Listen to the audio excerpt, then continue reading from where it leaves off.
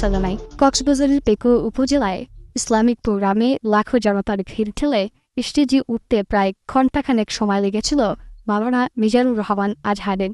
Programme শেষেও হয়েছিল একই অবস্থা। এভাবে চলতে থাকলে হয়তো নিরাপত্তার স্বার্থে তার পক্ষে আর বড় আয়োজনে যোগ দেওয়া সম্ভব না। শনিবার রাতে নিজের ভেরিফাইড ফেসবুক পেজে এক পোস্টে এমনটি জানিয়েছেন মিজানুর রহমান আজহারি।